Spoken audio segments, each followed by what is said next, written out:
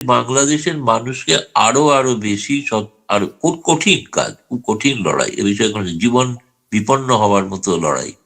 ফলে 71-এ যদি বাড়িতে যার যা হাতে আছে তাই নিয়ে নেমে পড়ো, এমন আহ্বানে যদি নেমে পড়তে পারে সবাই, আর একটা আহ্বানের সময় এসে গিয়েছে আমার মনে হচ্ছে।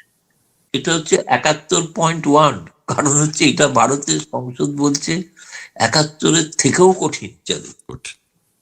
কারণ ভারতের সেই সময় তো সামরিক দিক থেকে ভারত আজও শক্তিশালী, তখনও ছিল, আজও ছিল। কিন্তু এখন হচ্ছে, তখন ভারত রাস্তায় নেমে, আপনি যেটা বলেছেন, আপনার সঙ্গে কিয়দংশ একমত আমি, সেটা হচ্ছে যে সেই সময় বাংলাদেশের সাধারণ মানুষ যে স্বাগত জানিয়েছিল ভারতীয় সেনাদের, আজকে হয়তো জঙ্গিরা স্বাগত জানাতে আসবে। সেই জঙ্গিরা হয়তো তারা বোমা ছুড়বে, কিছু তারা হয়তো রাস্তায় নেমে লড়বে। কিন্তু সেই লড়াইটা সাময়িক হলেও দুর্ভাগ্যজনক, বহু মানুষের প্রাণ যেতে পারে।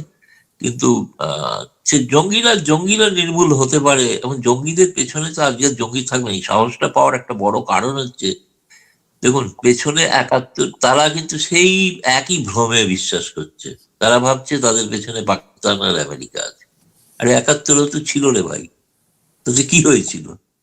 তাতে কিছু হয়েছিল? ইন্দিরা গান্ধীকে তো 7th উইক পাঠিয়েছিল আমেরিকা, যে ধমকি দিয়ে। তাতে কিছু ইন্দিরা গান্ধী কি ভয় পেয়েছিলেন? সুতরাং ভারতের নিরাপত্তার কারণে ভারত যে সঠিক সিদ্ধান্ত যেটা নেওয়ার, সেটা নেবে, এই ব্যাপারে নিশ্চিত।